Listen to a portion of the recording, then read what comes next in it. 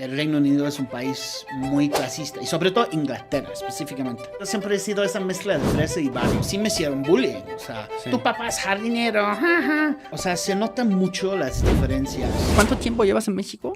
Mira, yo llegué en 2004 Ok. para hacer un año de intercambio De universidad. de universidad. Ok. Exacto, ahí en La Ibera. O sea, La Ibera, o sea... O sea, eres fresa, güey. Pues... No, yo siempre he sido esa mezcla de fresa y barrio, de hecho. Ah, perro. Toda la Fresa, vida. barrio fresa. Eso, pues sí, la verdad, eso es A ver, como... explícame eso. ¿Cómo Pues es mira, eso? siempre he crecido en esos como dos mundos. O sea, yo vengo de una familia de bajos recursos en Inglaterra, pero yo fui a una escuela que era una escuela como para niños superdotados y todos eran como niños muy ricos. Ujú. Mi papá era jardinero, mi mamá era secretaria y yo era uno de 4 becarios que entraron a esa escuela. Pues desde ahí yo tenía este sentimiento como de ser pues un niño pobre en un lugar con literal la riqueza más alto del país, o sea, los más ricos que existen. Y era como un poquito difícil para mí, Claro. porque sí me hicieron bullying, o sea, Sí. tu papá es jardinero, jaja. O sea, como tú qué vas a saber si tu papá es jardinero. Ajá. ¿Dirías que son clasistas en Inglaterra? Sí, o sea, sobre todo en el contexto europeo. El Reino Unido es un país muy clasista y sobre todo Inglaterra específicamente. Inglaterra es un lugar muy clasista. O sea, se notan mucho las diferencias. O sea, si yo te estoy hablando en inglés o en Inglaterra, en los primeros 5 segundos yo sé tu nivel socioeconómico. Ok, claro. O sea, súper... Si tú eres súper- barrio o... Ok. Ajá, yo sé exactamente cómo es y les gusta ubicarse. Y la gente que vienen de como mundos fresa, o sea, de nobleza, de aristocracia, se preguntan mucho, o sea, ¿a qué escuela fuiste? O sea, hablando de entre los años de 11 a 18, porque quieren ubicar qué tan caro, qué tan buena era tu escuela, para entender. Entonces, para mí venir a una escuela fresa en México, pues era algo que ya había vivido, como ser un niño pobre de bajos recursos en un ambiente cuando toda la gente a mi alrededor eran ricos y yo no era. Ya. Y entonces llegar a La Ibero era como la misma cosa, otra vez, pero ya sentí mucho más cómodo. O sea, yo me siento cómodo ahí con mis amigos de barrio, o sea, que se meten en cosas que no se deben de meter y en problemas. Igual si yo puedo sentir muy cómodo hablando con el CEO de una compañía de Fortune 500. Pero, que fue una o sea, escuela muy fresa. cambiarías tu acento, ¿no? Supongo. O sea, Mira, en inglés mi acento es muy raro. O sea, porque... es una mezcla de los dos. O sea, barrio Sí. fresa. Ajá, exacto. Ok. Y es muy, por decir, neutral. O sea, no te puedes identificar porque en Reino Unido te puedes identificar exactamente del pueblo que alguien es. O sea, súper. O sea, si tú vas 15 minutos en coche para allá, ya es otro acento. Y la gente y los lingüistas tienen todo un estudio académico de ver, o sea, por ejemplo, si hay un asesinato, y tienen algo de la voz, pueden decir, más o menos esa persona creció adentro de estos 15 minutos aquí. Wow. Y es algo de ahí. Si hay Qué casos loco. muy interesantes en la policía de eso. Entonces, aquí llegas a la Ibero, que ¿dónde tienen su campo? En Azcapotzalco. Fe. Santa Fe. Ah, no, sí, eso es otra. Bueno, sí, está fresa esa. ¿Y cómo fue para ti? O sea, llegas por primera vez, 2004, de Inglaterra. ¿Has conocido ya un poco del mundo fresa, del mundo...? Pues mira, yo ha pasado ya muchas experiencias antes de que llegué aquí.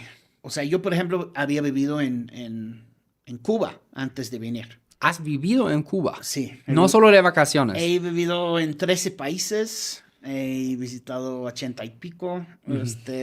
Por eso también estoy un poquito confundido culturalmente. No sé de dónde soy, no sé quién soy. Pero una de las experiencias más como de choque cultural o más como abriendo los ojos al mundo era cuando viví en Cuba.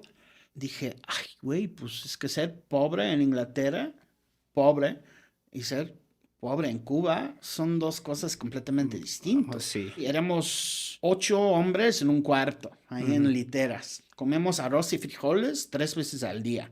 Y pues ser pobre en Inglaterra es comer carne todos los días. O sea, yo era hijo único, yo tenía mi propio cuarto. Y trasladarme a este ambiente en Cuba, pues wow, era la cosa más increíble. ¿Y qué te motivó De ir ahí. a ir a Cuba? Pues mira, o sea, yo creo que era un niño que crecía con privilegios que no me dio cuenta que eran en este momento.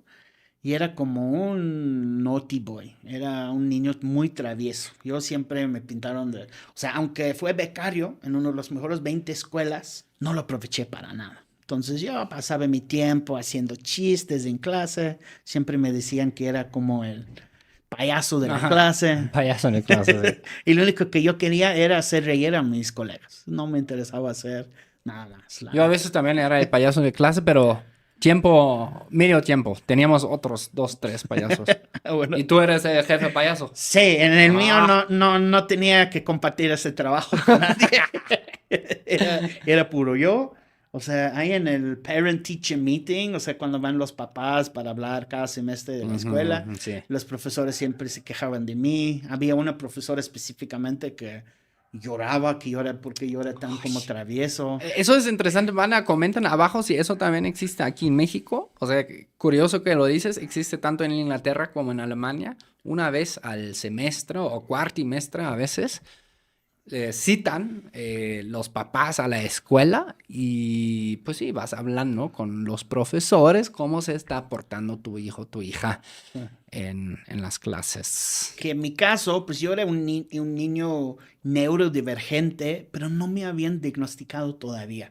Entonces, a mí solo me pintaron de niño malo, niño travieso. O sea, este tiene mucho potencial, puede ser que es inteligente, pero no cumple, no llega, no se pone a trabajar. ¿Por qué no puede escribir bien?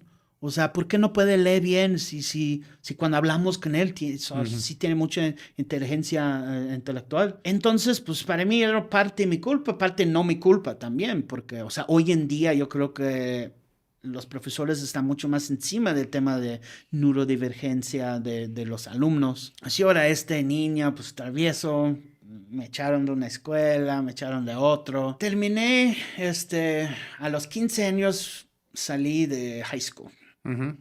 Y dije, ya. Bye, bye. Esto ya no es para mí, no me gusta. Estoy harto de que me regañen en clase, no entiendo, o sea, no me gusta nada. Y empecé a trabajar a tiempo completo en un fast food, en Burger King. En Burger King. A los 15 años. Estabas haciendo hamburguesas. Sí, exactamente. Okay. Tenías que tener 16 años para poder trabajar, pero pues yo mentí en mi aplicación, nunca checaron mis datos y entré a trabajar a tiempo completo a los 15 años. Y yo estaba bien feliz porque, o sea, mis papás no tenían dinero para darme, o sea, yo no pude ir a hacer las cosas divertidas con mis amigos, no pude invitar a una chica al cine, porque pues no teníamos nada. Y hay un concepto, no sé si existe en Alemania, pero en Inglaterra se llama gap year.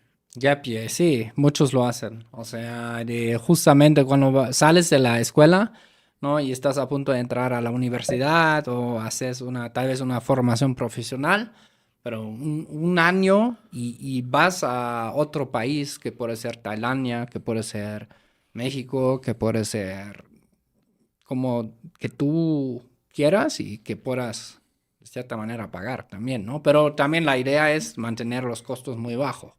Entonces, en Inglaterra había muchas caridades, o sea, muchas organizaciones sin fines de lucro, que mandaba gente para hacer cosas o voluntariados en varias partes del mundo. Y a mí me eligieron para ir a ser profesor voluntario en Cuba. ¿De profesor de inglés? Profesor de inglés. Ok. Profesor voluntario de inglés en Cuba. Pero la idea de su caridad o su organización era muy vas al lugar para vivir como la gente de ahí. O sea, no es para que estás living la vida loca en este entonces. Entonces, es decir, o sea, tú vas a vivir como viven los cubanos. Es decir, yo tenía mi carne de identidad que en teoría me dejaba pagar las cosas en pesos cubanos, porque en este entonces había dos monedas, era el dólar y el peso cubano, y los extranjeros y turistas tenían que pagar en dólares y los cubanos en pesos cubanos.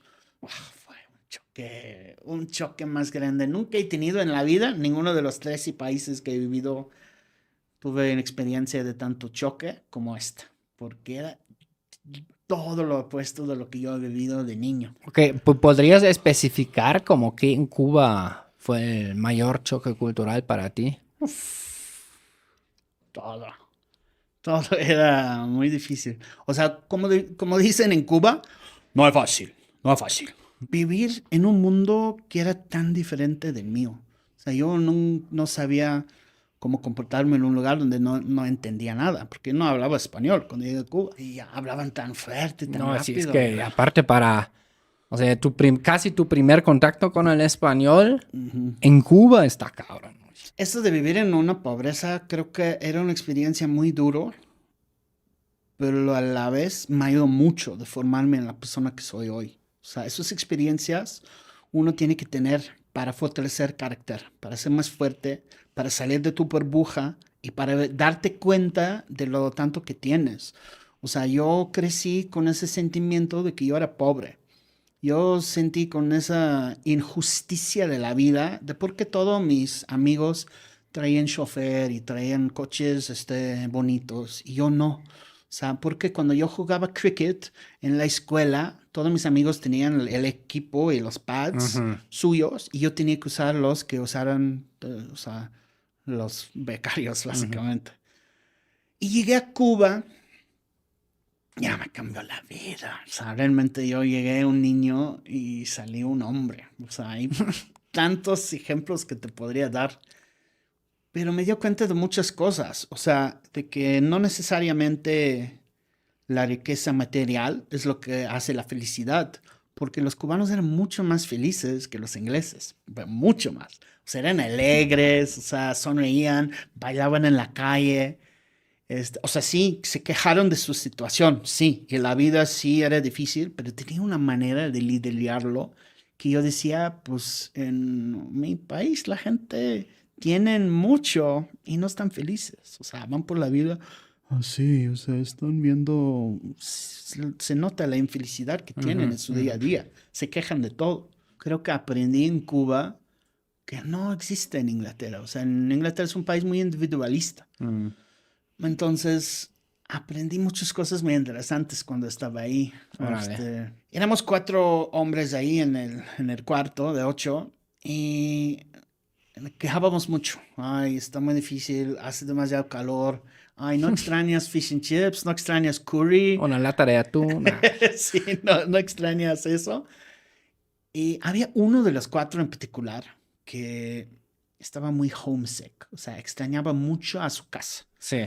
Y él extrañaba el spaghetti bolognese de su mamá y lo hablaba todos los días. Y cuando algo es difícil en la vida y tienes a alguien que está siendo como muy negativo y quejando mucho, entonces es mucho más fácil de que tú te caes en este círculo, sí, por supuesto, de negatividad. Sí. Entonces él nos decía, ay, sí, es una mierda, ¿verdad? Sí, es una mierda. Ay, ¿no extrañas fish and chips? Ay, sí, sí extraño fish and chips.